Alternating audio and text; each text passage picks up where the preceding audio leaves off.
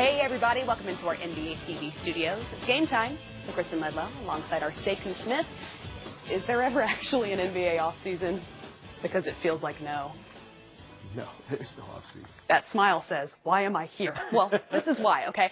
On Wednesday, ESPN reported that as of 5 o'clock, Carmelo Anthony officially became a free agent after clearing waivers following a buyout with the Atlanta Hawks.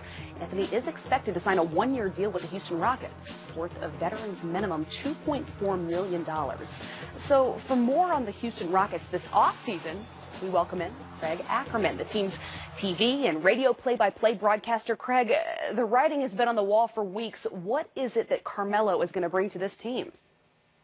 Well, he's obviously someone the Rockets have chased several times over the last handful of years. When he was initially a free agent with New York, he came to Houston for a visit. Obviously, he ended up signing with the Knicks. All the stories last summer about the Rockets trying to acquire him again from the Knicks before he was ultimately sent to Oklahoma City. So Daryl Morey is, there's obviously something that he's seen in Carmelo Anthony that he thinks will fit with the Rockets and their style of play. And if he ultimately does sign with the Rockets here fairly soon, we'll ultimately get to see if this is something that can work out for this team this season, the team that was so close to toppling the Warriors a year ago.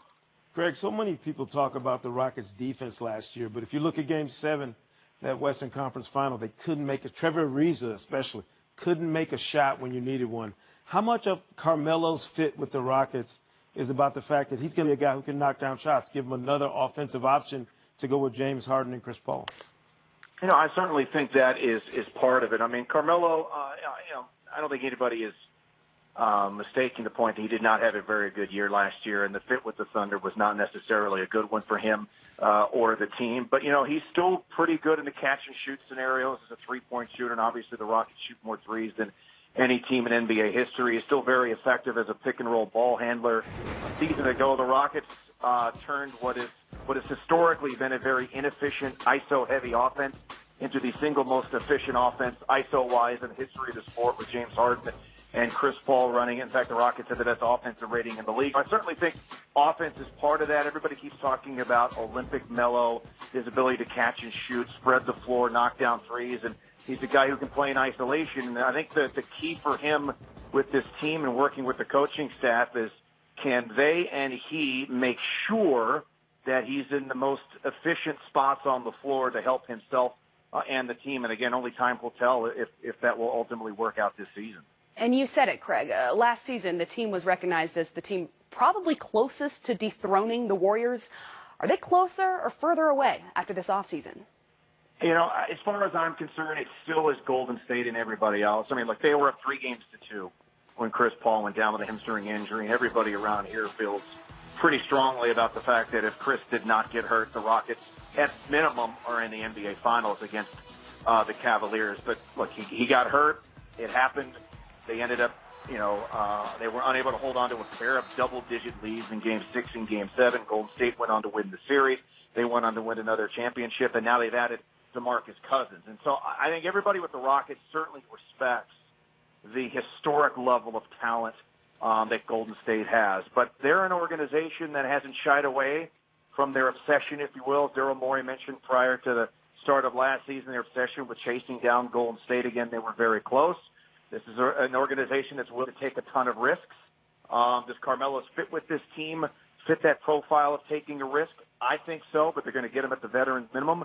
And again, we'll just kind of have to wait and see how this thing plays out. I think the James Ennis signing will certainly help with this team in terms of their defensive identity. I think that's where most of the question marks will ultimately be with Carmelo and the Rockets. How does he fit in with the team's defensive identity, which I think in large part helped them compete with Golden State a year ago because they had the personnel to switch everything.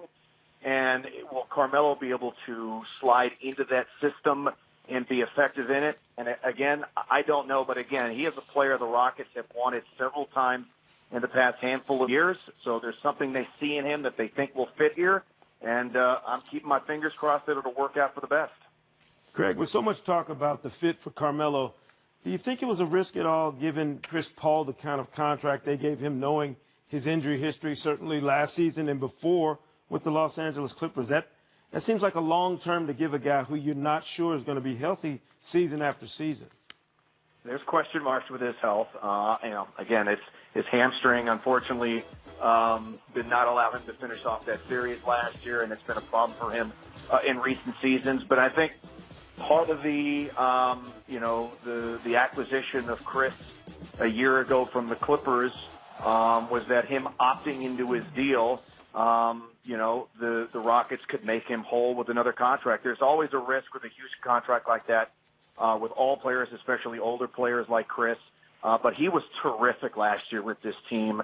They feel like he has a ton of gas left in the tank. James Harden is smack dab in the middle of his prime, and so the Rockets are going to try to chase after this thing as long as James is in his prime. And if that means paying Chris Paul perhaps a little more money than that's palatable in the latter years of this contract, so be it. But they're going to continue to roll the dice and try to track down Golden State and win a title. You guys can follow Craig's coverage of the Houston Rockets at CA_Rockets on Twitter, as well as back in the booth next season. Thanks, Craig. All right, guys. Thank you very much. I appreciate it. Enjoy the rest of the summer.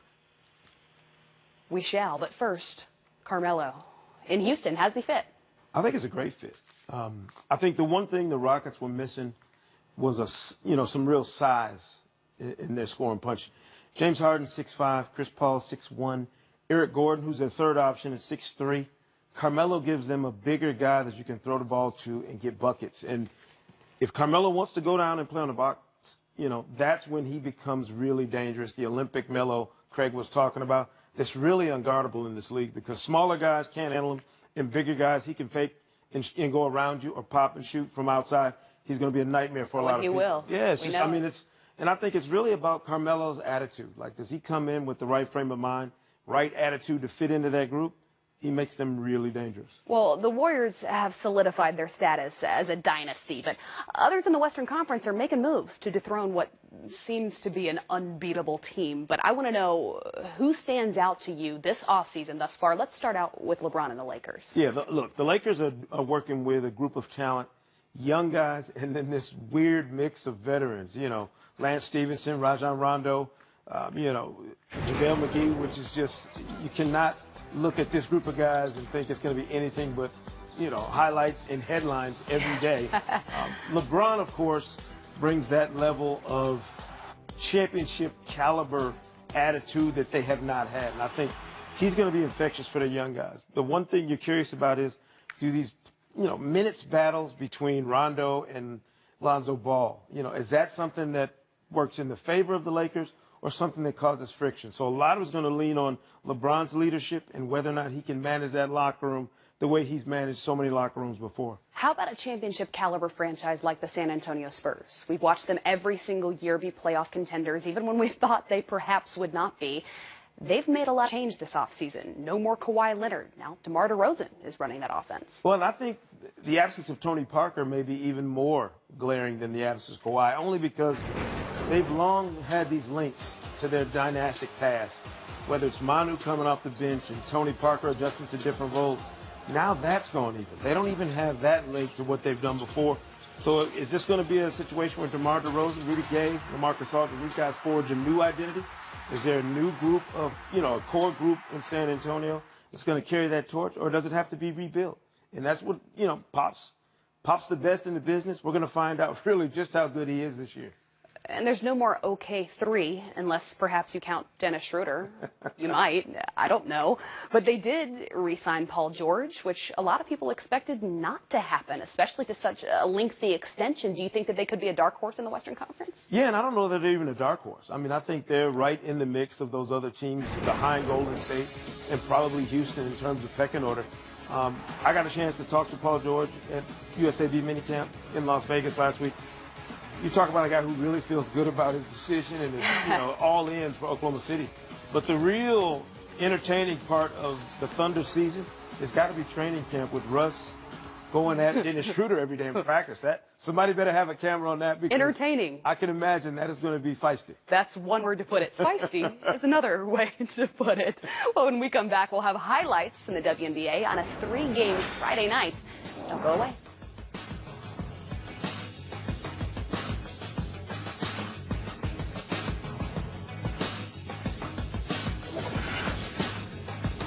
of July, with Dream head coach Nikki Collin named the Coach of the Month, leading the team to a 9-2 record, including a franchise record 8 straight wins. Aces rookie A'ja Wilson was named Rookie of the Month after earning the same honors in June. Tiffany Hayes of the Atlanta Dream and Brianna Stewart of the Seattle Storm were also named the Eastern and Western Conference Player of the Month for games played in July. So Stewart and the Storm taking on the reigning champion Minnesota Lynx Friday night, this one with playoff implications. Seattle has the best record in the league, with Minnesota overcoming a 3-6 start to the season and sitting in 4th heading into this matchup. That was Stewie for 3 in the first, but the Lynx big 3 controlling the second half. The second quarter, at least. Lindsay Whalen, Sylvia Fowles, and Maya Moore for a deep one as well. That would put the Lynx up 35-27 here prior to halftime. And the score going into the locker room would be 38-37. But Sekou, Seattle's big 3 responding in that second half. And no huge shock here, your player of the month. Stewie gets it done on both ends. Yeah, she's been balling all season. I've been watching every chance I get to see how she's playing. She's just in such a groove. And Sue Bird, of course, playing beyond. Yeah, of course. Turning back the clock all the time. You love to watch her as well. So, this time for 3 more. That would cap a 15-2 run by Seattle, putting them up 54-50. Lynx with the turnover here in the 4th. Jewel Lloyd finishing on the other end. The Lynx had 18 turnovers in this one. Yeah, I mean, I'm not sure, but are they suffering from a little bit of that championship, like, the hangover? A little bit? Perhaps. Maybe. Sue Bird with 3 more. Stewart driving, gets a left-handed floater to go. She had 20 points in this one, and the Seattle Storm clinch a playoff spot with the 85-75 win. Now, the Atlanta Dream had its franchise record 8-game winning streak snapped Tuesday. They're still sitting in second, heading into the matchup with the Chicago Sky. That's your other player of the month, Tiffany Hayes for the wing 3, then Angel McCautry here later in the first. Going in strong, finishes with the tough lay-in. Baltimore's finest. I had a feeling you were going to throw that in. Hayes this time showing off the handle, splitting defenders, finishing with the left. Dream up 21-15, but Chicago coming back. Courtney Vandersloot, not just a passer, folks, can drain them from deep as well. The step back 3, then with time running out first half. I mean, you do it as simple as a layup, right? I like switching it on there. You know what? Now I realize why it was so hard getting in the building tonight. The Dream crowd was over. That's why, right next door. Vandersloot had 24 points in this one, but the Dream would own the second half. McCautry weaving her way through her defenders, well, everybody's defenders, finishing with the and-one lay-in. She'd make that free throw. Then Brittany Sykes later in the third with a steal, the no-look pass to Hayes. She'd finish with 19 points in this one. Yeah, and the Dream are one of those teams that you look at the way the Sparks, the Lynx, the Storm are all built. I think the Dream are built on that same model. They can get up and down the floor and attack you in so many different ways. Yep, they are. McCautry finished with 21 points. Oh, and here's just another one of her highlights for good measure. The Dream go on to win it 89-74. And it was a 3-game Friday night in the WNBA. The Las Vegas Aces had been trying to get to D.C. since Thursday morning, but due to a number of cancellations and layovers because the league flies coach, they landed about 5 hours prior to the originally scheduled 7 o'clock matchup with the Washington Mystics.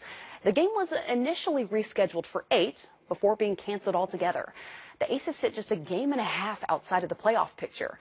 So the team gave a statement, first and foremost apologizing to the fans, then going on to say, given the travel issues faced over the past 2 days, 25-plus hours spent in airports and airplanes in cramped quarters and having not slept in a bed since Wednesday night. After consulting with Players Association leadership and medical professionals, we concluded that playing tonight's game would put us at too great a risk for injury. When we come back, we're going global with the NBA Africa Games set to tip off on Saturday at 11 in the morning. We'll go behind the scenes with players in Pretoria next.